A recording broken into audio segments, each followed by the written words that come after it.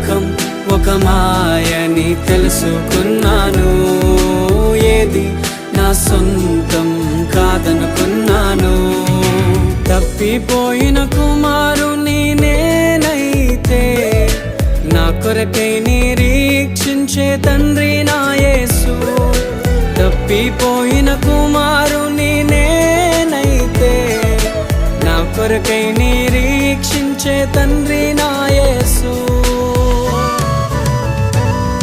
ఈ లోకమంతా నేను వెతకినా నాకు లేదయ్యా ఎక్కడా ఆనందం. నీ సన్నిధిలో ఒక్క క్షణం